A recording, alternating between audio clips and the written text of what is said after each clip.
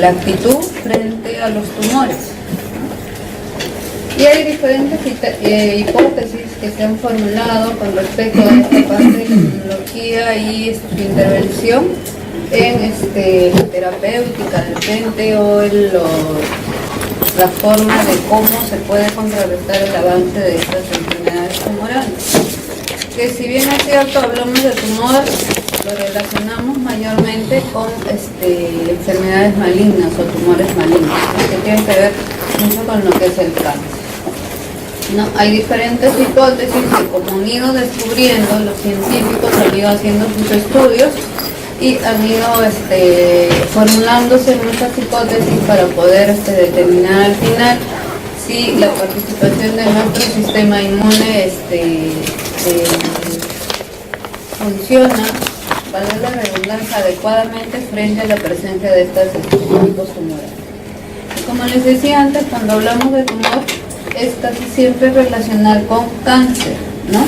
Y el cáncer, pues sabemos que es una de las causas que produce mayor muerte, no solo acá en nuestro medio, sino a nivel mundial, ¿no? Y antes se decía que esas enfermedades malignas solo aparecían en adultos, no en personas ya mayores, pero sabemos ahora que puede atacar, no hace diferencia de edad ni de sexo. Entonces, cualquiera puede, en algún momento puede desencadenar este tipo de enfermedad. ¿Y por qué o debido a qué se va a originar este cáncer? Se origina por una proliferación incontrolada, demasiado incontrolada, y la diseminación muy rápida de los clones de aquellas células que han sido transformadas. Sabemos que nuestras células sanguíneas y todas las células que conforman nuestro organismo, los diferentes sistemas de nuestro organismo, tienen un proceso de maduración y estas se van a encontrar en ciertas cantidades, ¿no? Distribuidas a nivel de nuestro organismo. Pero cuando estas células empiezan a proliferarse en forma acelerada, ya no cumplirán pues con esos requisitos que debe haber para ese proceso normal de maduración, sino que posiblemente vayan saliendo o vayan apareciendo células inmaduras, que son más fáciles y más vulnerables de que puedan sufrir algún deterioro a nivel de su estructura. Pero el origen de estos tumores también va a estar dado por diferentes factores. Por ejemplo, dicen mutágenos químicos. Doctora, una consulta, pero también ya nos dice que también es una enfermedad congénita, por decirlo así. Sí, ahí vamos a ir a ver un poquito más adelante, ¿no? Para poder explicar de cómo es que se originan esas células malignas que van a ir proliferando y van a formar los tumores, ¿no? Entonces hay varios orígenes, hemos visto antes, hay varias hipótesis que se han ido formulando y dentro de ellas es una predisposición genética para padecer de algún tipo de neoplasia. Entonces, las causas o el origen de estos tumores puede ser, por ejemplo, mutágenos químicos, pueden ser radiaciones, puede ser por la presencia de virus o hay mutaciones espontáneas. Cuando hablamos de mutágenos químicos o de mutaciones, sobre todo, nos referimos ya a esa parte genética donde va a haber una alteración en la estructura de algún tipo de cromosoma, ¿no? Entonces, cuando se suceden estos casos de mutágenos químicos, por ejemplo, sustancias químicas que van a alterar la estructura básica de un gen, de una entidad genética, entonces van a ir siempre alterando sobre todo la parte del DNA, por ejemplo, ¿no? Que es la forma básica o la expresión básica de los genes. Entonces, puede deberse pues por diferentes motivos la presencia o el origen de estos tumores. En cuanto a las radiaciones, sabemos, por ejemplo, y se ha hablado mucho en este verano que ha pasado, tengan mucho cuidado, tomen sus precauciones ante las radiaciones UV, que estaban en su mayor potencia, ¿no? Entonces, todo eso puede causar una neoplasia, por ejemplo. En este caso, la radiación es un cáncer de piel, ¿no? Que es lo más cercano a eso. O la presencia de virus, por ejemplo, el virus del papilomavirus, que está muy relacionado, ya hemos visto en nuestra clase anterior, que este papilomavirus está considerado como un antecedente para que esa persona, esa paciente que tenga sea portador de este virus, posiblemente desarrolle el cáncer de cuello uterino, por ejemplo, en el caso de las mujeres, ¿no? Y mutaciones espontáneas porque igual, sin la necesidad de algún agente químico o biológico, pueden haber alteraciones, mutaciones a nivel genético. Y eso es lo que va a acarrear o va a predisponer a que una persona tenga o no el gen, o sea, portador de un gen que esté ligado a desarrollar alguna enfermedad neoplásica. Por ejemplo, vamos a ver más adelante que hay un cromosoma en Filadelfia, por ejemplo, que está relacionado con la leucemia mieloide crónica, ¿no? Y ya lo vamos a ver, vamos a mencionar, ¿no? Y el crecimiento de estos tumores, ¿por qué está determinado? En primer lugar, porque hay una capacidad proliferativa que es bastante fuerte, ¿no? Estas células malignas, digamos, tienen la capacidad de proliferarse tan rápidamente que nuestro sistema inmunitario va a verse afectado y no va a tener esa capacidad de poder frenar esa proliferación de estas células malignas. Y dentro de esa proliferación abundante que se produce, entonces tienen ya la capacidad estas células de poder invadir diferentes tejidos, ¿no? De repente se situaron, comenzaron, como es siempre, se comienzan, por ejemplo, si alguien tiene una célula maligna a nivel gástrico, ¿no? Pero si nuestro sistema inmune no responde y la agresividad de estas células neoplásicas es mayor que nuestro sistema inmune, entonces van a aparecer aquellas enfermedades o aquellas neoplasias por metástasis. Ya no solo estará debilitada un tejido de inicio, sino que seguirán apareciendo en diferentes tejidos. Entonces, donde nada tuvo que ver el origen, pero por la proliferación tan excesiva de estas células malignas, entonces se ve afectados diferentes órganos. Y al final ustedes habrán escuchado que dicen, para que se despierten, que estoy modernizando, dicen que cuando ya hay una metástasis generalizada, una diseminación generalizada de estas células malignas, poco o nada sería por ese paciente, ¿no? Lo que veníamos hablando, por ejemplo, ¿no?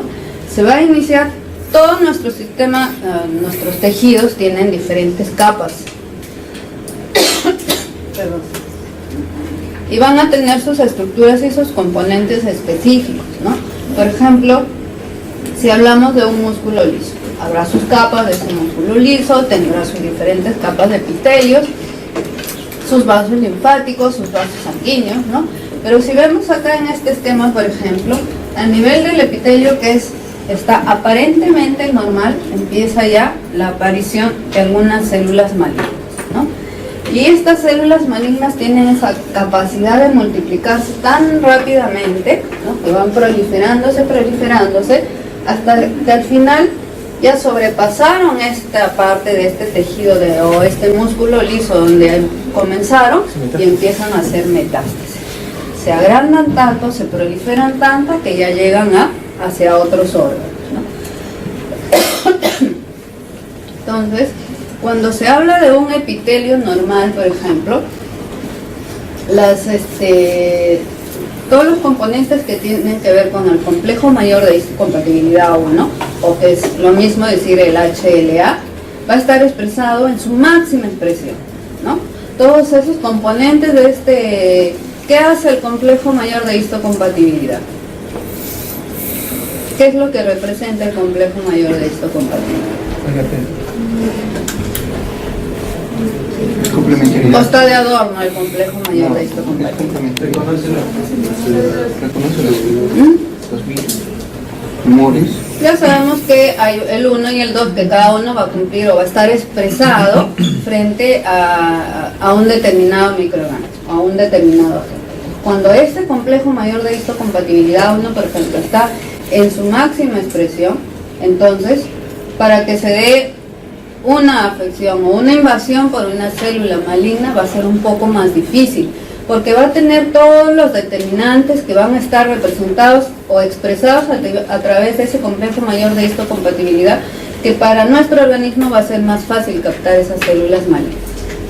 Pero si está, por ejemplo, está bastante disminuido, todos esos receptores que hay en este complejo mayor de histocompatibilidad no están en su cabalidad expresados, entonces fácilmente se proliferan estas células malignas y rápido van a invadir más las partes más internas de los tejidos donde se han iniciado. Y cuando se hablaba de esos cambios que se pueden producir a nivel genético a través de esas transformaciones de la estructura genética, un ejemplo clásico es el de la leucemia mieloide crónica, ¿no? Tenemos, ¿cuántos cromosomas tenemos? 23 pares. 23 pares. ¿Qué dice Quincho? Que luego me he sorprendido pensando cuántos cromosomas tengo. 23 pares. Entonces, dentro de esos 23 pares, cada uno está reconocido por números, ¿no? Del 1 al 23. Me dicen que son doctora 22 y el otro par 23 es X o Y. X y, según sea mujer o hombre. Ese es determinante. Ajá. Sí, determinante del sexo, digamos. En el cromosoma 9, por ejemplo, que vemos ahí, ya sabemos que los cromosomas van determinados por números, ¿no? Y en este caso, para la leucemia mieloide crónica, lo que sucede para la transformación de estos genes es una translocación, ¿no? Es una translocación. ¿Y eso qué significa? Que el cromosoma 9, por ejemplo, tiene su estructura normal, como vemos ahí, pero aparte de eso va a añadir una estructura, ¿no? A esa estructura básica de ese cromosoma 9 va a añadir una parte del cromosoma 22. Del 22. Entonces, ese 22 viene y se une a este cromosoma 9. ¿Y qué está haciendo? Está transformando esa estructura genética, ¿no? Está alterando esa forma básica de ese cromosoma 9.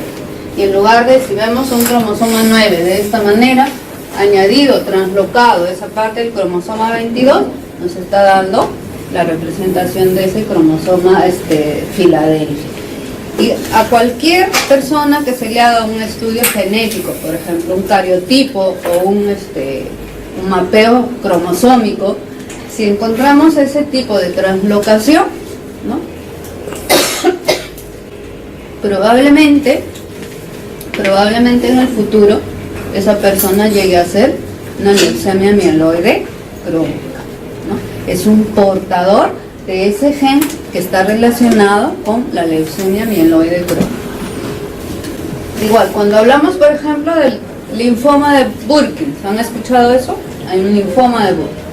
Acá lo que hay es una translocación que altera la estructura del cromosoma 8, que hay una translocación que sufre el cromosoma 14, ¿no? Entonces, esas transformaciones que se dan genéticamente son las que están relacionadas, algunas típicamente con un proceso oncológico, ¿no? Pero recuerden siempre que el cromosoma Filadelfia, el cromosoma 22, el que ha sufrido una translocación y se ha colocado, se ha añadido al cromosoma 9, cambia esa estructura, y cuando se detecta eso en ese estudio citogenético, en ese cariotipo de esa persona, entonces habrá que tener cuidado, ir haciéndose los chequeos cada cierto tiempo para ver si no hay ninguna alteración todavía a nivel de las células mieloides. ¿Y cuál es la función que debería cumplir nuestro sistema inmunológico frente a la presencia de estos alertas de la formación de tumores malignos? En primer lugar, se tendrá que destruir los clones de las células que han sido transformadas, ¿no? Y evitar que estas células que ya han sido transformadas, estas células malignas que ya han sido transformadas, se conviertan en tumores. Posiblemente más fácil será destruir o tratar de que el tratamiento, ya sea quimioterápico o lo que se dé a estos pacientes oncológicos, destruyan clones de células que destruyan a una tumoración más grave, ¿no? discúlpenme un ratito, soy de más, mi casa tengo. Debería cumplir nuestro sistema inmunológico frente a la presencia de estas células ya malignas. Evitar que éstas se diseminen, ¿no?, tan rápidamente en cantidades abundantes que, como ya son células transformadas, son células anormales, células malignas, digamos, se conviertan en tumores, ¿no? Y si es que ya estas células se han proliferado, ya formaron esos tumores, entonces nuestro sistema inmunológico lo que tendrá que hacer es tratar de destruir esos tumores. Pero algo tenía que hacer.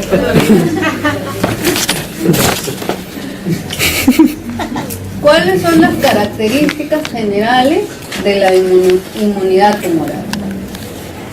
Pero Parco ni con mis alertas no se despierta.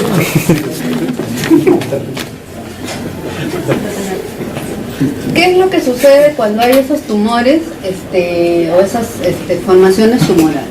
Los tumores van a expresar antígenos que van a ser reconocidos como extraños, ¿no?, por nuestro sistema inmunitario, por el sistema inmunitario donde se ha formado ese tumor, sea por el mismo portador, a pesar que están dentro de su organismo, pero van a ser reconocidos como extraños. ¿Por qué? Y es lógico, porque esa estructura de esas células ya ha sido alterada, ¿no? Entonces, cuando ya se forman estos tumores, de todas maneras se expresan estos antígenos que van a ser reconocidos como extraños. De esta manera, nuestro sistema inmune va a reaccionar, porque si está reconociendo como algo extraño, entonces tendrá que ir a atacar, ¿no? Y esta reacción lo va a ser principalmente mediada por los linfocitos T, ¿sí?, por los linfocitos T. La mayor parte de la actitud que realiza nuestro sistema inmune frente a la presencia de estas estructuras tumorales o células malignas lo hace a través de los linfocitos T. ¿Con qué? No importa, pero algo tiene que haber para que se despierte. Bueno, entonces, otra de las formas como debe actuar es a través de que estas respuestas inmunitarias, obviamente que no pueden prevenir el crecimiento, pero se da básicamente por tres razones. Primero, porque las células tumorales proceden de las células del propio huésped, aquel que aloja esa formación tumoral, y que pueden ser en estructuras similares, parecidas a las células normales, ¿no? Entonces, si tienen algún parecido con esas células normales, difícilmente nuestro sistema inmune puede atacar a eso que parece normal, ¿no? Y también por el rápido crecimiento y la diseminación de los tumores, que va a superar pues la capacidad de actitud o de accionar de nuestro sistema inmunitario. Y también los tumores van a presentar ciertos mecanismos especializados para que puedan evadir las respuestas inmunitarias del huésped. Miren cómo es, a pesar de que estos tumores son los que causan el daño, causan todo ese deterioro en la estructura de las células y todas las consecuencias que ya conocemos, todavía van a presentar ciertos mecanismos para poder evadir la respuesta inmunológica de esa persona donde está padeciendo este tumor, ¿no?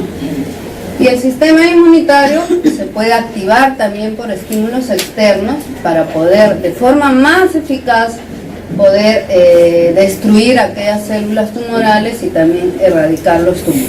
En este caso ya tendríamos que estar recurriendo a lo que se recurre como terapéutica de estos tumores o de estas células malignas, ¿no? Es algo ya extraño, algo exterior que está tratando de destruir aquellas células malignas. ¿Y cuál es la inmunidad que se produce en realidad contra aquellos tumores?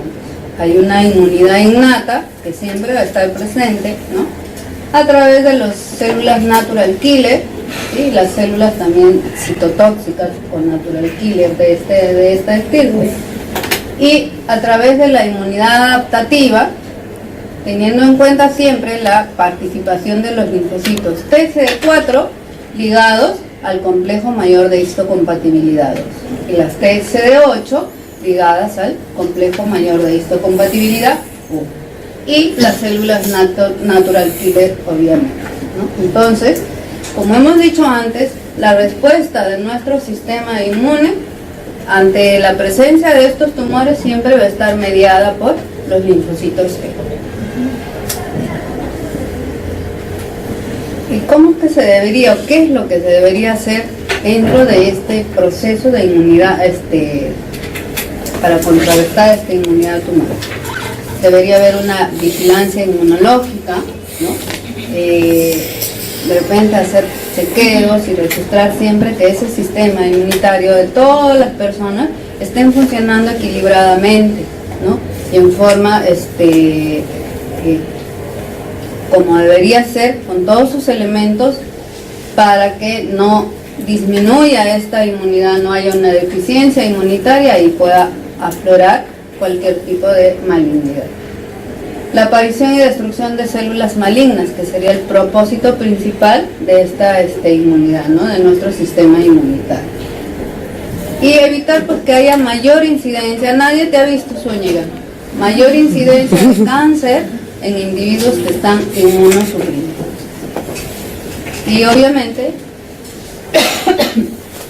tener en cuenta mucho, considerar mucho lo que es la inmunogenicidad, ¿no?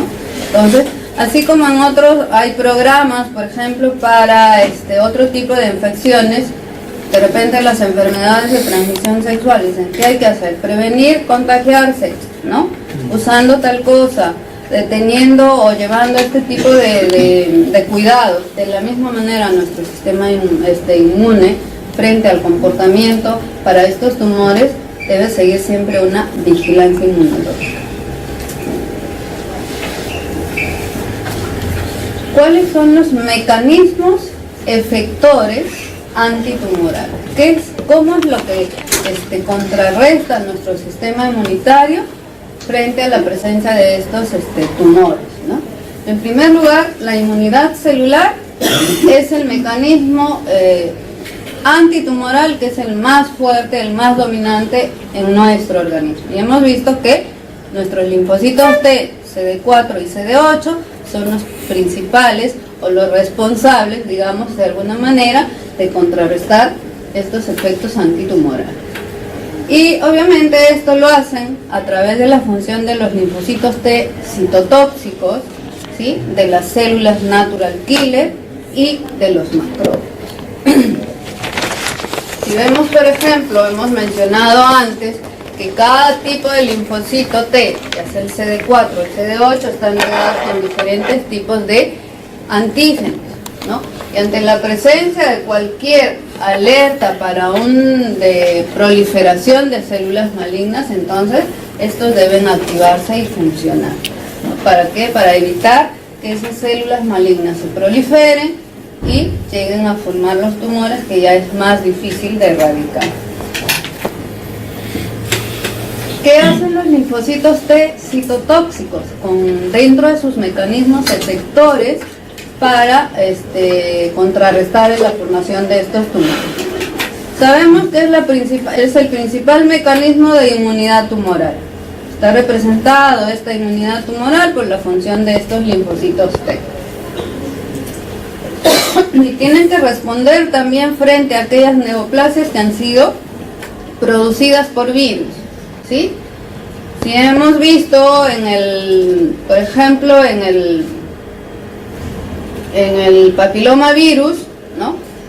Que es el que causa o conlleva esa neoplasia del cuello uterino, entonces las células, los linfocitos T citotóxicos tendrán que actuar con mucha fuerza en ese lugar donde está ese tumor o ese virus para poder atacarlo, y lo tendrá que hacer de repente con la producción de sustancias químicas. Y hemos visto que cuando hay infección por virus o por partículas virales, tiene que segregarse el interferón alfa, el interferón beta, ¿no? Y todas las interleuquinas que tendrían que actuar conjuntamente con las funciones que están cumpliendo ahí los linfocitos T citotóxicos. Y los linfocitos citolíticos naturales, que ya son los que como primera respuesta van a darse en nuestro organismo, que no requieren pues de una sensibilización previa, ¿no? O sea, ven algo extraño, algo que no es propio de nuestro organismo, ya están reaccionando, ¿no? Y obviamente con la participación pues de la expresión, que está muy reducida todavía en esas células que no son especializadas, pero que ya forman o ya tienen presente el complejo mayor de histocompatibilidad. De repente son las primeras células sanguíneas que tienen contacto con ese tipo de células malignas de repente y van a comenzar a actuar. Los macrófagos, ¿qué hacen los macrófagos? Estos juntamente con los linfocitos T y los natural killer tendrán que hacer ¿qué? Tratar de estimular que esos macrófagos fagociten a esas células, traten de destruir a esas células para que puedan ser destruidas y no permitir que se sigan proliferando a las células que están alrededor de ellas. La participación del interferón gamma, ¿no? Que va de la mano también con la participación de los macrófagos y a través de la producción de metabolitos de oxígeno real. Todos esos componentes unidos a la actitud del macrófago lo que van a ayudar es a que esas células malignas sean destruidas, ¿no? De repente, si son las natural killer, pues tienen esa actividad netamente asesina que tratarán de destruir directamente a esas células malignas, ¿no? Y las células natural killer, los linfocitos T y los macrófagos, lo que hacen es colaborar con la reactividad antitumoral que va a producir ese interferón gamma, ¿no? Juntamente con ellos, si ustedes se dan cuenta, no hay un solo elemento que actúe como único, ¿no? Tiene que haber siempre la participación de los demás componentes que alteran el sistema inmune.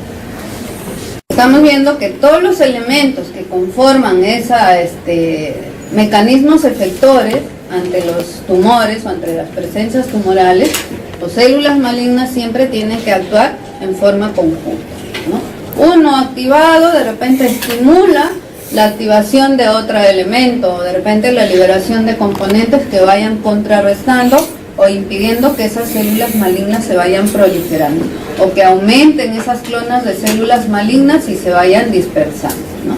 Y formando los tumores. Pero así como hemos dicho que los tumores cuando ya están establecidos o ya se formaron, estos van a liberar o presentan ciertos antígenos, ¿no? Antígenos tumorales. Y estos antígenos tumorales tendrán que ser reconocidos por nuestro sistema inmunitario, diferenciándolos siempre de aquellas estructuras que son propias de nuestro organismo y que tienen una formación normal. Entonces, hay antígenos de diferenciación, ¿no? Que se van a encontrar solo en cierto tipo de neoplasias, por ejemplo. Los melanocitos, que tienen ese tipo de antígenos, el MELAM, el AMART, la tirosinasa, la GP100, entonces son antígenos de diferenciación. Antígenos mutados que de repente se originaron en un tipo de célula, pero cambiaron, se transformaron y ya están como formas anormales de una P53. Antígenos sobreexpresados, el HR2, NU, o antígenos virales como el Epstein-Barr, el papilomavirus, ¿no? Son antígenos que se van a ir presentando cuando hay la presencia de esos tumores. Por ejemplo, en este esquema, ¿no? Tenemos una célula dendrítica, ¿sí? Una célula dendrítica que es la que va a tratar de captar todo lo que se produce en las células tumorales, ¿no? Estas células dendríticas tendrán sus receptores, ¿no? A nivel de su membrana, y lo que tendrán que hacer es tratar de captar esas células tumorales, introducirlas dentro de su citoplasma, tratar de desmenuzar ese contenido de esas células tumorales, por ejemplo, unas glicoproteínas que son anormales pero que están constituyendo parte de esa célula tumoral, ¿no? Y luego presentarlas ya nuevamente en su superficie para que el complejo mayor de histocompatibilidad correspondiente tenga que actuar, ¿no?, tenga que actuar. Y tratará pues entonces de ir destruyendo a esa estructura anormal.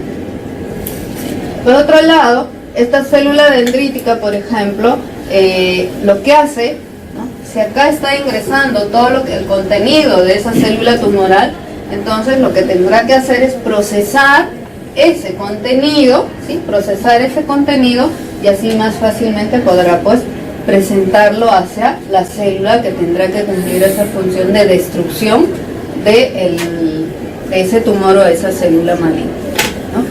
Entonces tienen ese comportamiento de poder captar esas células tumorales, destruir esas células tumorales, desmenuzarlas para luego más fácilmente ser presentadas y ubicadas por las células correspondientes. Obviamente, para que se dé el reconocimiento de esas células tumorales, tienen que haber esos receptores en la membrana de la célula, ¿no?, para que éstas puedan reconocerlas, y como se reconocen como algo que no es propio, algo diferente, algo anormal, entonces tratarán de introducirlo en su citoplasma, procesarlo y volverlo a presentar a través del complejo mayor de histocompatible, ¿no?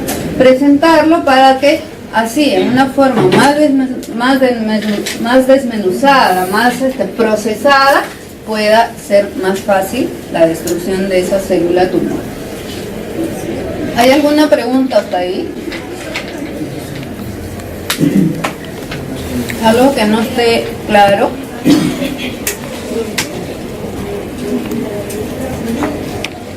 ¿Ah? ¿Qué dice Zúñiga? ¿Por qué los tumores siguen avanzando? ¿Eh? ¿Por qué una persona que presenta Fuerte, no te escucho. ¿Por qué una persona que tiene un problema neoplásico, en caso, sigue avanzando el tumor? Ya sé que está definido, pero ¿qué nos faltó? No te entiendo nada, no te escucho nada. Párate que no te escucho. No, que yo estoy viendo de bajito. Una persona que tiene una neoplásica, ¿Ya? tiene un tumor y ¿por qué el tumor sigue avanzando? O sea, ya sé que su sistema inmunológico está alterado, ¿no? Pero otros factores.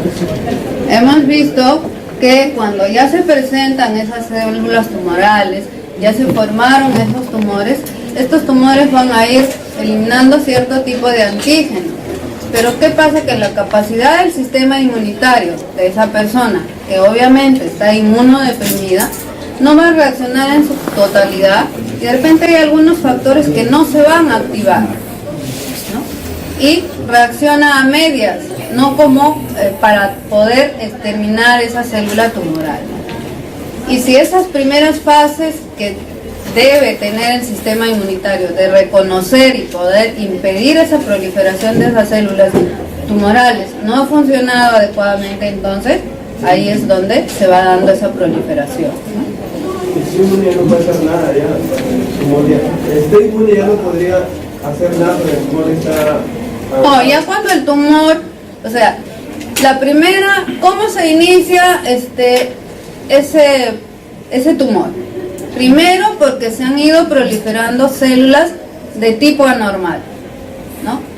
Estructuralmente esas células ya no son de la misma forma o estructura que las células normales, ¿no? Entonces empezará 1, 2, 3 y de ahí se van proliferando. ¿Y cómo Como el sistema inmune no respondió en ese momento a eliminar o impedir que esas células formen más clones de esas células anormales, entonces el siguiente paso ya será formar esas tumoraciones, ¿no? Esas células anormales que usted dice que nuestro sistema inmune las reconoce como normales. ¿Por qué? Porque tienen una estructura parecida a nuestras células normales, ¿no? Porque si de un inicio, por ejemplo, presentan toda su anormalidad esas células, toda su agresividad, creo que el comportamiento de nuestro sistema inmune sería diferente, ¿no? Claro, lo que trata el sistema inmune es de impedir que eso se prolifere, pero cuando ya sobrepasa eso, esa capacidad del sistema inmune es que ya de todas maneras se forma el tumor. ¿Pero por qué? Porque esas células, como son propias, están dentro del organismo de esa persona, entonces muchas veces pasan, digamos, desapercibidas y no son reconocidas como alteradas. Nuestras propias células atacan. Sí, a ver, silencio, pues están preguntando por acá. Como una consulta, ¿por qué dice que el bicarbonato ayuda a poder disminuir o poder acabar con los tumores o el cáncer? Sí, esa es una hipótesis que se está escuchando ahora, ¿no? ¿Pero por qué? Porque dice que hay que tener, producir una alcalinidad en nuestro organismo para impedir que esas células se sigan proliferando. Entonces, con la acción del bicarbonato, entonces, se produce esa alcalinidad con la combinación que hay en todos nuestros fluidos, entonces se da esa combinación y mantienen el pH un ligero alcalino. Y en un pH alcalino esas células no tienen la facilidad de proliferarse. Dicen que es bueno para eso.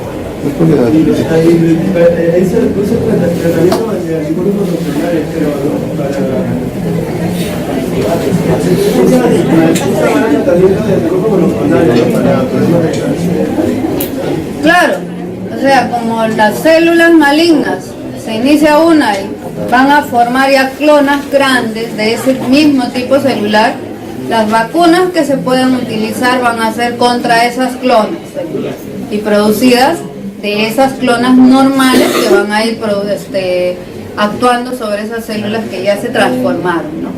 Y si tú no has estado al principio, por ejemplo, hay una predisposición genética, ¿no?, para poder ser portador de algún tipo de enfermedad maligna. Bueno, vamos a continuar. Por ejemplo, acá hablábamos mucho de que en una de esas diapositivas que el complejo mayor de histocompatibilidad debería estar expresado en su máxima expresión, ¿no? Cuando esto sucede, por ejemplo, hay una célula tumoral, ¿no?, y las células que los CD8, por ejemplo, en este caso, tienen expresado esos antígenos, esos complejo mayor de histocompatibilidad está ampliamente expresado en su más alta expresión, entonces lo que hacen es procesar más rápidamente la mayor cantidad de esos antígenos tumorales, ¿no? Van a reconocer, tendrán mayor cantidad de esos receptores para ese antígeno tumoral y tratar de destruir con mayor facilidad. Y esa destrucción de esa célula tumoral procesada posteriormente va a ser más fácilmente destruida, ¿no? Pero si por ejemplo acá es medianamente o moderadamente expresado ese complejo mayor de histocompatibilidad, van a ir escapándose, ¿sí? Van a ir escapándose esos antígenos tumorales y van a ir tratar de ir proliferándose por más células, ¿no? Y obviamente que esa destrucción de esa célula tumoral será mucho más difícil. Y si ya no hay, no está expresado o ya casi ni se encuentra esa expresión del complejo mayor de histocompatibilidad, eso es lo que va a ir permitiendo de que se vaya proliferando más rápidamente esas células tumorales. Mientras mayor expresión tenga el complejo mayor de histocompatibilidad, entonces esas células tumorales serán más rápidamente procesadas. Y la acción obviamente tiene mucho que ver acá con el linfocito T CD8. Es el comienzo de la enfermedad, doctora. Claro, al comienzo. Por eso, es como cualquier otro tipo de enfermedad, ¿no? Hasta un simple resfriado.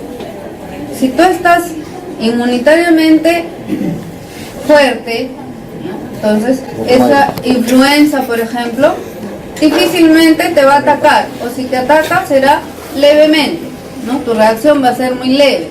Pero de repente hay alguien que está un poco anémico, está como serio, por ejemplo, ¿no? O de repente antes de eso pasó por otro tipo de infección, su sistema inmune está deprimido.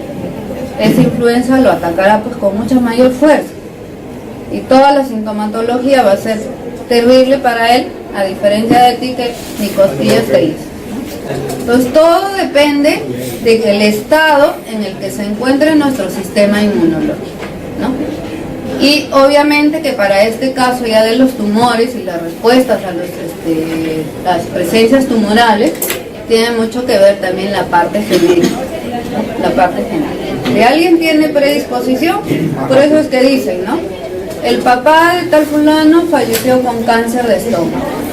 El hermano o el tío falleció con cáncer. Y es muy probable que ese hijo o ese nieto, qué sé yo, sea portador de ese gen que predispone a ese cáncer gástrico, por ejemplo.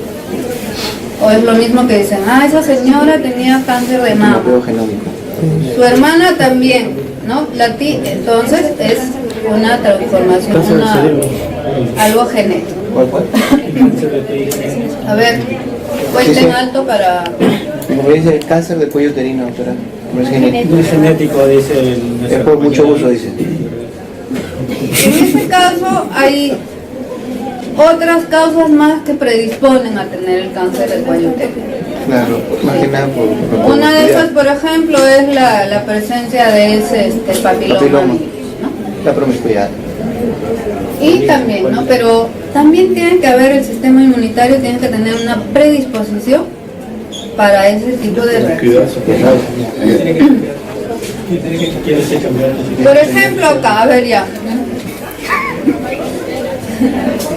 Cuando hay células tumorales que son transferidas a través de genes, por ejemplo, el B7 gene, ¿no? Desde acá, lo que hacen es activar las células citolíticas o citotóxicas, ¿no? Y la finalidad de esto es tratar de destruir esa tumoración. Pero para que este gen, el portador de esta célula tumoral, se una o haga daño, tiene que haber los receptores correspondientes para ese gen B7. Recién ahí, entonces se estará dando esa reacción entre ese antígeno tumoral y los receptores de las células de nuestro organismo que están actuando en forma normal, ¿no? Que nada, y cierra la puerta y se va. Bueno, cuando hablamos de esas respuestas de nuestro sistema inmune frente a las formaciones tumorales, hemos visto que las células o nuestra respuesta innata son las que más rápidamente responden, pero también hay células especializadas, células que están dedicadas a esa destrucción, presentar en su superficie ese receptor para los antígenos tumorales, ¿no? Si ese tumor libera cierto tipo de antígeno, entonces en esta célula tendrá que haber ese receptor. De tal manera que cuando hay esa célula tumoral que está transferida, ¿no?, por algún tipo de gene o por algún tipo de componente, en este caso, por ejemplo, por el gene que es el factor estimulante de crecimiento de los granulocitos y los macrófagos, ¿no? Cuando hay ese gen, entonces lo que hace es estimular que estas células dendríticas aumenten, ¿no? Estas células dendríticas aumenten, y obviamente si hay mayor cantidad de células dendríticas, entonces se activarán más rápidamente los otros tipos celulares y la destrucción de ese tumor tal vez sea más eficiente, ¿no? Pero siempre tiene que haber el receptor para el gen que es el portador de ese antígeno tumoral. Y esos péptidos, ¿no? Ya sabemos que cuando los antígenos, las partículas antigénicas han sido presentadas, el complejo de mayor de histocompatibilidad son péptidos, porque han sido desmenuzados, han sido procesados y presentados como péptidos en la membrana de las células, formando el complejo mayor de histocompatibilidad. En este caso, el complejo mayor de histocompatibilidad 1, que esos péptidos han sido producidos por esas células malignas como antígenos tumorales, ¿sí? Como antígenos tumorales.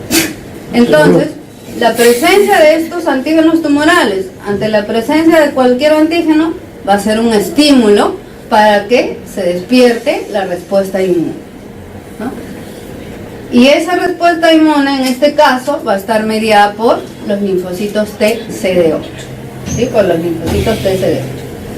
Asociado siempre TCD8 con el complejo mayor de histocompatibilidad 1, entonces reaccionan frente a esos péptidos que han sido presentados y reconocidos por la acción de esos antígenos tumorales, ¿sí? Entonces, cuando se activan algún tipo celular, por ejemplo en este caso, linfocito T auxiliar, colaborador, este se activa y ¿qué hace? Libera estas sustancias, interleuquina 2, interferón gamma, beta, interleuquina 2, ¿sí? Entonces, estimula también a que estos macrófagos puedan fragmentar o destruir más rápidamente aquellas células malignas. Entonces, todo tiene que ser relacionado. Ninguno de los elementos funciona aislado, ¿no? Y mientras más participación haya de todos los elementos que tienen que participar en el sistema inmune, entonces posiblemente la destrucción de esa célula o de ese tumor sea más fácil o la más adecuada y en el tiempo más rápido, ¿no? Otra de las células que actúan, ¿no?, frente a estos antígenos tumorales van a ser las células natural killer. Y estas son capaces de destruir las células tumorales sin haber tenido una previa sensibilización, ¿no? De repente, ven algo extraño, ven algo que no pertenece a nuestro organismo, la función de esto es tratar de destruir, ¿no? Y deben tener estas células natural killer unas proteínas receptoras, ¿no? En este caso, las NKG2D. Cuando presentan esos receptores, entonces las células tumorales, células malignas van a ser más rápidamente reconocidas. Y lo que hacen, por ejemplo, estas células natural killer, cuando ya han sido activadas ante la presencia de una célula tumoral, pueden liberar de repente incluso inmunoglobulinas, pero también estimuladas, activadas, van a liberar estas perforinas o grancinas, ¿no? En el caso de las perforinas son las que van a tratar de formar poros en la célula maligna, en la membrana de la célula maligna, para que sea más fácilmente destruido, ¿no? Para que sea fácilmente destruido. Pero acuérdense que siempre, para que se dé esa unión entre la célula tumoral y la célula del sistema inmunológico, en este caso de la natural killer, por ejemplo, tienen que haber estos receptores, ¿sí? Tienen que haber esos receptores. Así como hablábamos antes, mucho antes, nuestras primeras clases, la respuesta inmune humoral. Si se forma el antígeno, necesariamente tiene que formarse ese anticuerpo, dirigido a ese antígeno. Pero para que se una, tiene que tener esos determinantes antigénicos y esos parátopos para que pueda darse esa unión. Algo parecido con eso. Tiene que haber esos receptores para que puedan unirse la célula maligna con la célula natural killer, por ejemplo. ¿Esos receptores dónde se encuentran? ¿En la misma célula natural killer o en la célula tumoral? En las células natural killer. Estas son las que van, esto es lo que va a reconocer que esta célula es tumoral, que es célula maligna. Porque acuérdense que las células tumorales van a ir eliminando o van a ir mostrando los antígenos tumorales, ¿no? Y tendrán que unirse. Y a través de estas, las perforinas, las grancinas, ayuda a que la destrucción de esa célula sea más fácil, ¿no? Así como hay receptores que hemos ido viendo, ¿no?, en las diferentes células, en la natural killer, hemos visto que hay una NKG no sé cuánto, ¿no? Hay una molécula CD1 que está también presente en la inmunidad contra estos tumores. Por ejemplo, si ustedes se dan cuenta, vamos viendo el actuar de células más especializadas en lo que es la fagocitosis o los macrófagos que son ya más especializados. Estamos poniendo siempre o hablando de las células dendríticas, ¿no?, que cumplen con mayor eficacia esa función, son las más especializadas. Entonces, pero estas células dendríticas, para que puedan actuar frente a estas células tumorales, necesitan estos receptores, ¿sí? Necesitan esos receptores. Y esos son los factores o la molécula CD1, ¿sí? Una molécula CD1 que va a estar presente en la membrana de esa célula dendrítica. Y estos receptores CD1 son los que van a reconocer a estas estructuras que son los glicolípidos que han sido liberados por esas células tumorales. ¿Sí? Reconocen y obviamente van a tratar de ligarlos y presentarlos hacia la célula T o el linfocito T, que es el que va a cumplir la función de destrucción. ¿Ok? Entonces, como ya se activó esta célula ante la presencia, miren, acá ya se está uniendo este receptor, el receptor CD1, la molécula esta, que está en la célula dendrítica, ya captó a ese glicolípido que es producto de esta célula tumoral y está presentando a linfocitos T. Cuando ya estos linfocitos T han reconocido ya estos complejos, entonces lo que hacen es tratar de formarse o de estimular la formación de clonas de estas células T para que puedan activar más fácilmente la destrucción de esas células tumorales, ¿no? Y estas clonas, para que puedan actuar, bueno, en primer lugar necesitan los ligandos, que en algún momento hablamos. Estas van a liberar proteínas o gránulos de proteínas citotóxicos que van a ir destruyendo, ¿no? Y liberan interferón gamma, interferón alfa. Todos estos componentes se van a ir activando. ¿Por qué? Porque ya se dio esta unión de este receptor o complejo CD1 con esas glicolípidos de las células tumorales. TCR. ¿Qué? TCR. Son receptores. Acuérdense que los TCR son los receptores de los linfocitos T, ¿no?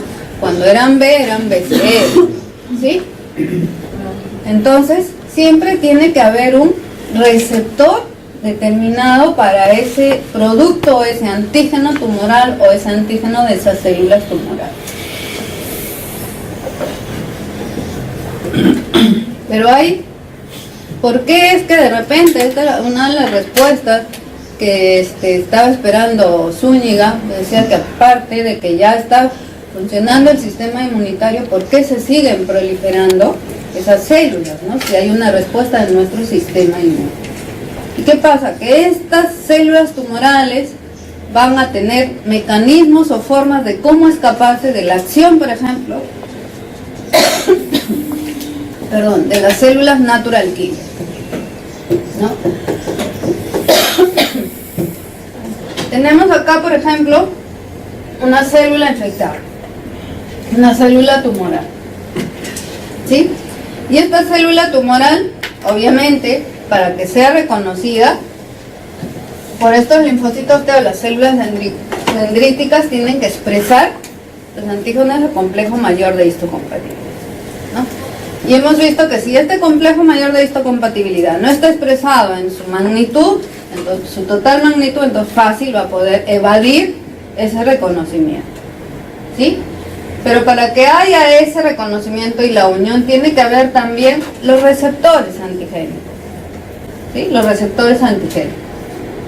Tienen que haber los respectivos ligandos que vayan activándose y puedan permitir esa unión de los receptores.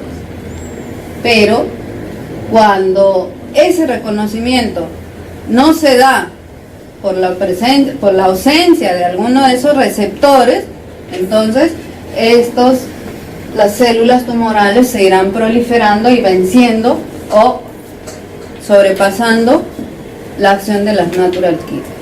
Necesariamente tiene que haber todos esos componentes para que se pueda dar ese reconocimiento completo de ese antígeno o producto de esa célula tumoral. ¿Ok?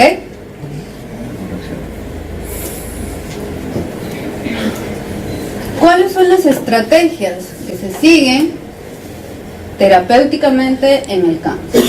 En primer lugar, vacunación con péptidos, ¿sí? Vacunación con células dendríticas, que son las portadoras, digamos, de los receptores y son las más especializadas para actuar frente a los antígenos tumorales. Inmunoterapias con células alorreactivas o la estimulación también de la proliferación de las células natural killer, ¿sí? Entonces, hay diferentes formas o diferentes estrategias terapéuticas contra el cáncer, ¿no? ¿Qué hice? Bueno. Sí, está bien. Pero hay mecanismos antitumorales, ¿no? Hay mecanismos efectores antitumorales. Tenemos dentro de esta parte ya considerando también a la respuesta humoral, ¿sí? Respuesta humoral. La mayor parte de la acción frente a los antígenos o a la presencia de células malignas o células tumorales o ya de los tumores en sí, hemos visto que es la participación casi exclusiva de los linfocitos T, ¿no? Pero también de alguna manera se activa la respuesta humoral. Y cuando se activa esta respuesta humoral lo que hace es formar anticuerpos contra esos antígenos tumorales. Se estimulan y se liberan antígenos tumorales. Se puede también activar el sistema de complemento, ¿no? El sistema de complemento, y hay una citotoxicidad mediada, que son por células, pero dependientes de la producción de anticuerpos. Entonces, puede haber un complemento o hacer más fuerte esa respuesta en nuestro sistema inmune, ayudando, apoyando a esa reacción de los linfocitos T con una producción o participación de la respuesta humoral, ¿no? Entonces, por ejemplo, en esta diapositiva, la respuesta inmune, ¿cómo se implementa frente a las células típicas, ¿no?, de la respuesta inmune? O acá es la respuesta humoral frente a los elementos que se vayan produciendo y estimulando la respuesta de nuestro sistema inmune. Siempre va a haber una respuesta celular y una respuesta humoral. Que ambas funcionen, ¿no?, siempre se va a dar. Pero cuando sea necesaria la participación de la respuesta de tipo celular, estarán funcionando todos los linfocitos que tienen que ver con la liberación de estos componentes: interleuquina 2, la 3, la interferón gamma, alfa, beta y las colonias formadoras de granulocitos y monocitos. Cuando en algún momento necesitan la activación para dar una respuesta inmune o humoral, activan ciertos componentes. Por ejemplo, aquí activará el linfocitos TH2, libera interleuquina 4 y se liberan este tipo de interleuquina: la 13, la 10, la 6, la 5, la 4 y la 3. Entonces, ¿con qué? Con la única finalidad de ¿qué? De que en forma complementaria se pueda impedir la proliferación de esas células malignas o la producción o la formación de esas estructuras tumorales. Entonces, en algún momento se da casi por completo, exclusivamente, la respuesta inmune celular, con la acción de los linfocitos T, ¿no? Pero, ¿sí, Torres? Pero, ¿no?, llega un momento en que esta respuesta inmune necesita, ¿sí?, necesita del apoyo de esa respuesta humoral mediada por células T. ¿Ok? Y los mecanismos mediados por anticuerpos. Van a existir 3 vías en las que se van a involucrar los anticuerpos. Una es la lisis mediada por complemento, ¿sí? Ya sabemos que este complemento se activa de 2 formas, ¿no? Cuando se une o se pone en contacto directamente con las estructuras bacterianas, o cuando se activa por la unión con los complejos antígeno-anticuerpo. También pueden reaccionar a través de la opsonización, ¿sí? Hemos visto que la opsonización es captar un microorganismo, un agente patógeno, y presentarlo a las células, a los macrófagos en este caso, a su citoplasma, formar fagosoma y luego más fácilmente ser destruido. Y la fagocitosis, que termina pues con la destrucción de esos patógenos.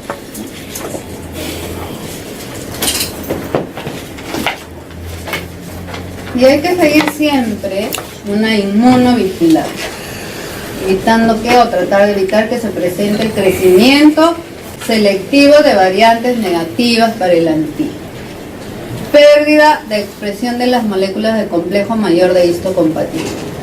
Cuando estas cosas de acá, estos diferentes aspectos van disminuyendo, son los que van a propiciar que esas células neoplásticas se vayan proliferando o se formen los tumores, ¿no? Uno es muy importante, la expresión completa de este complejo mayor de histocompatibilidad. Entonces, si eso está expresado en su totalidad, han visto ustedes que es más difícil de que se pueda pasar por alto alguna célula maligna y se siga proliferando. Y antígenos tumorales. Estos antígenos tumorales pueden ser específicos del tumor o pueden ser antígenos asociados al tumor. ¿Sí? Y la estructura de estos antígenos es molecular, tienen un origen molecular, ¿no? Estos antígenos pueden ser netamente de ese tumor o pueden estar asociados a ese tumor, ¿no? De repente por otros componentes que reaccionen de la misma manera que esos antígenos tumorales.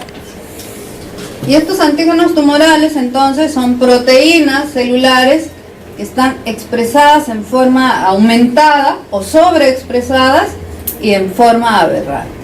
Todo lo que tenga que ver con las situaciones tumorales o neoplásicas son expresadas en forma aberrante, en forma alterada, ya no tienen una estructura normal.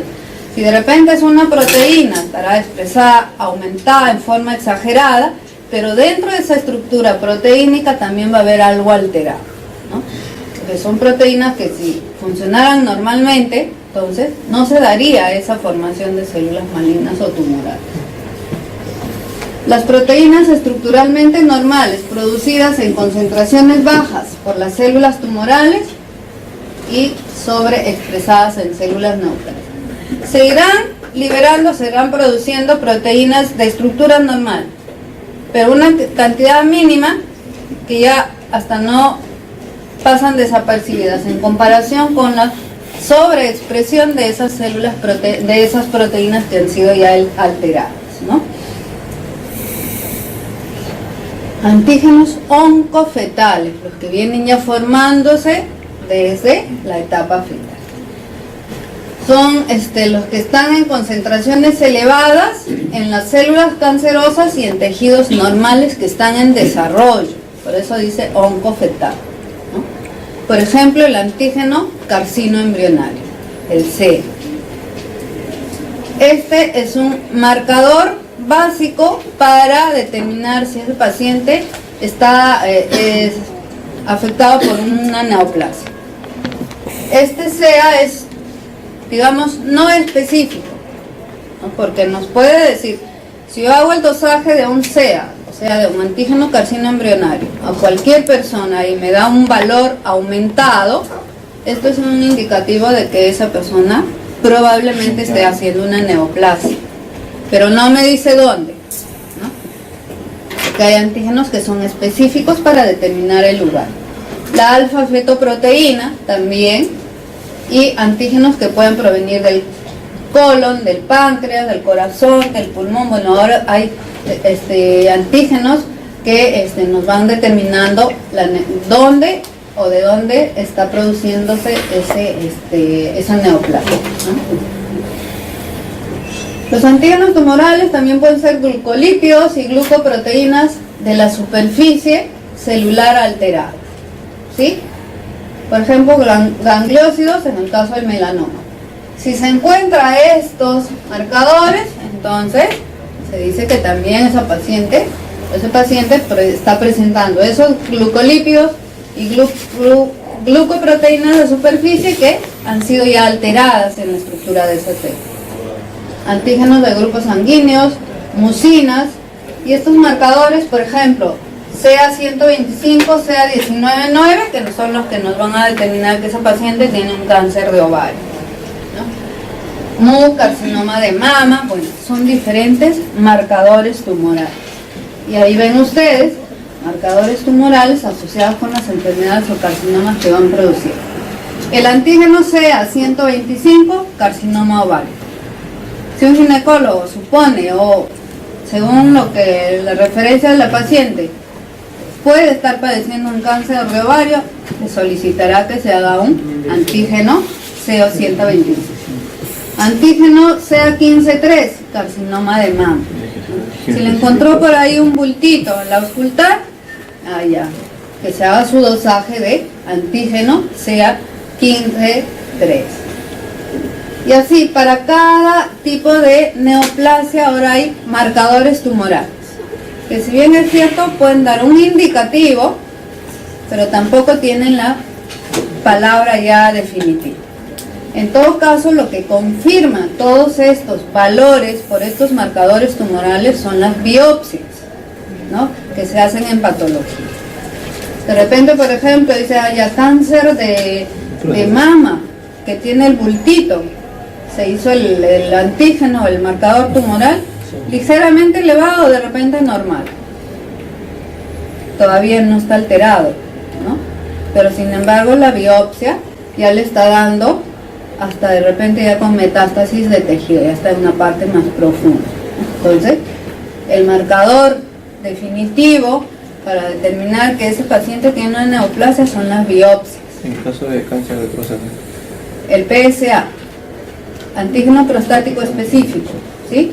Y si eso sale alto, entonces de todas maneras el médico dirá, entonces hay que operar, retirar esa próstata antes de que haga metástasis, ¿no?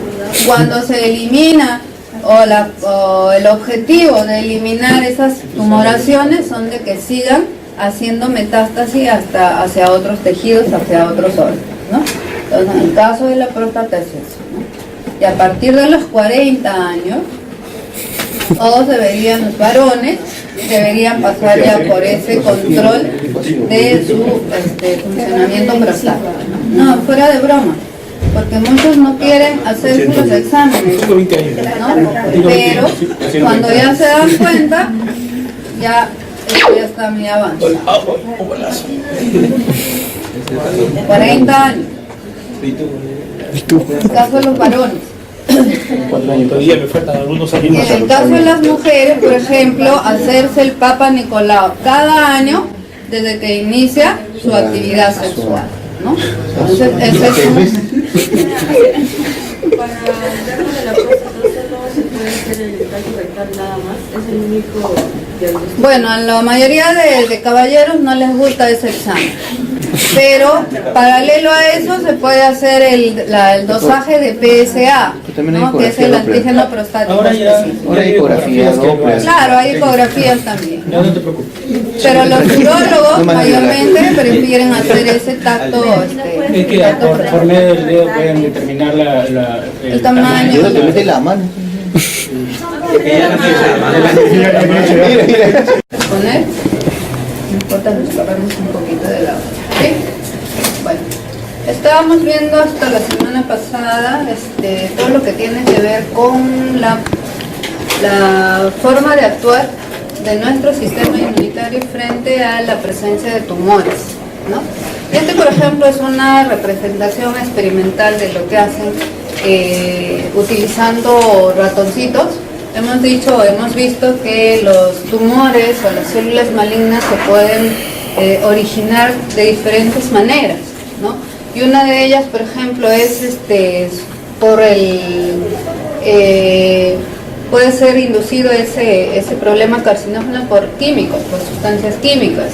La otra era por las radiaciones, bueno, o la predisposición genética incluso. Si observamos en este esquema, en este experimento, vemos en la parte superior que hay un ratón al cual le han inducido la formación de un tumor por un agente químico, ¿no? Y posteriormente hacen una recesión, o sea, cortan un pedazo de ese tumor y le quieren colocar en otro ratoncito las células tumorales. Y vemos pues que al hacer el trasplante de estas células, por algún motivo este ratón no realiza el crecimiento de estas células tumorales. Pero si en otro de ellos esas mismas células tumorales han sido trasplantadas y este ratón es exactamente igual, ¿no?, de estructura genética que al cual indujeron la formación de ese tumor, entonces al cual se le llama singénico porque tiene las mismas características, entonces va a desarrollar va a haber un crecimiento tumoral, ¿no? O sea, hasta ahí, ¿cómo podemos entender?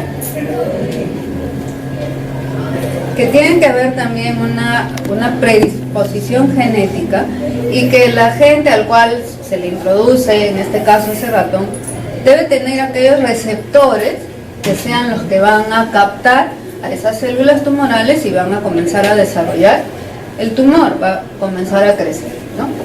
Por otro lado también, de ese mismo ratoncito hicieron un aislamiento de células TC8.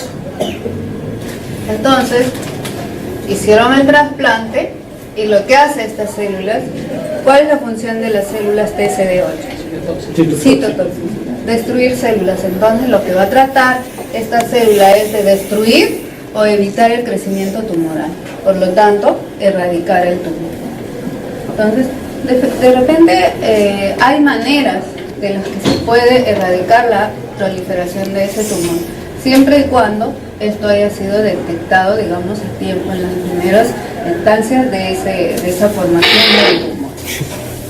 Ya saben que ahora estoy con los efectos para que no se duerman.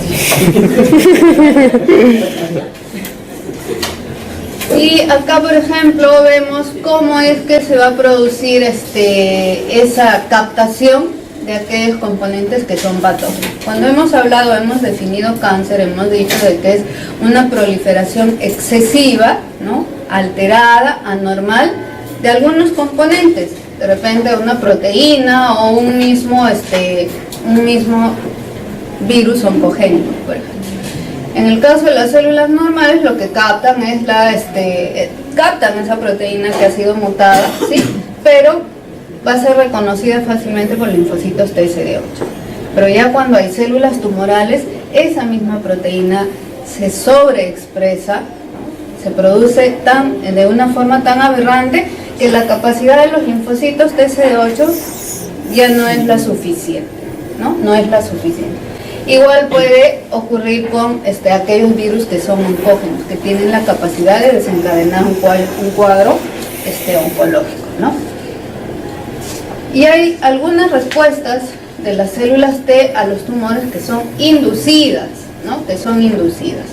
Por ejemplo, ahí dice inducción de la respuesta antitumoral de las células T, al cual se conoce como cebamiento cruzado. Entonces, la célula tumoral con el antígeno tumoral asociado siempre tiene que estar presentado a través del complejo mayor de histocompatibilidad. Si este complejo no lo hace visible, no lo presenta en la superficie, entonces difícilmente pues va a ser reconocido también por las células encargadas de hacer la acción citotóxica de repente. Por eso siempre tiene que estar acompañado por las células presentadoras de antígeno.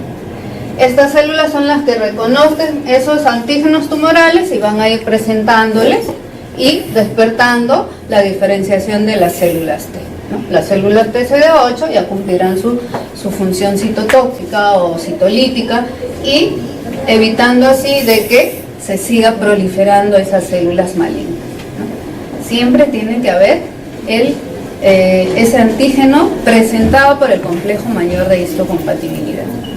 Y las células encargadas necesariamente deben presentar esos receptores para esos antígenos. Es como entra un antígeno del medio exterior. Si nuestro organismo no lo reconoce como extraño, no va a formar anticuerpos. De la misma manera, si es que no reconoce ese antígeno, no hay el receptor adecuado, entonces no se estimulará la proliferación de esas células, ¿no?, de las células madre. Eso sí fue. Eso es más largo. Ahora, hay vacunas que se están utilizando ahora para el tratamiento de los problemas neoplásicos. Por ejemplo, hay vacunas para inyección. ¿Y de qué están constituidas estas? Pueden ser de células tumorales que han sido destruidas, ¿no? De esos mismos tumores procesan esas células tumorales y preparan vacunas para inyectar, o de antígenos tumorales purificados, los mismos antígenos que forman estos tumores. Recuerden que hemos dicho que todos los tumores siempre tienen que manifestar esos antígenos tumorales. Entonces, de esos antígenos los purifican y también pueden lograr hacer las vacunas. De las células dendríticas incubadas con antígenos tumorales, de tal manera que resulte, ¿qué cosa es una vacuna? Ya hemos visto que son las vacunas. Uno inyecta algo, o por cualquiera de las vías, oral o parenteral, lo inyecta para que, como ya tiene algo conocido, ¿no? Tiene algo conocido, queremos que nuestro organismo forme anticuerpos contra eso que ya es conocido, ¿no? Me refiero conocido porque sabemos, por ejemplo, si es la vacuna para la BCG, o de repente la vacuna para la hepatitis, sabemos que esa vacuna tiene contenido de ese virus atenuado. De la misma manera, se trata de hacer las vacunas antitumorales, que esas vacunas que se coloquen sean dirigidas específicamente a ese antígeno tumoral. Y ahí vemos las diferentes vacunas que podemos, que se puede encontrar, ¿no? Vacuna de células tumorales, que son células tumorales muertas, los lisados de células tumorales, y obviamente que todo esto se hace experimentos en los animalitos, ¿no? Y uno de los que tiene muy buen comportamiento para las experiencias, para los experimentos, ustedes mismos lo saben, son los ratoncitos, ¿no? Por esa estructura que tienen ellos, nos va a permitir poder ir descubriendo los diferentes, de repente hasta medicamentos, vacunas, ¿no? Utilizándolos a ellos como medios para probar los medicamentos o las vacunas que se quieran utilizar. Entonces ahí ven diferentes, ¿no? Vacunas basadas en células presentadoras de antígeno, de esas células profesionales. Sabemos cuáles son, macrófagos, las células dendríticas, ¿no? La vacuna potenciadas por citoquinas y coestimuladores. Diferentes componentes de los cuales se pueden ir fabricando esas vacunas, incluso vacunas de ADN, ¿no? Cada vez se van profundizando para que se pueda contrarrestar el avance de esas células tumorales. Era lo que faltaba para completar esta parte de la respuesta.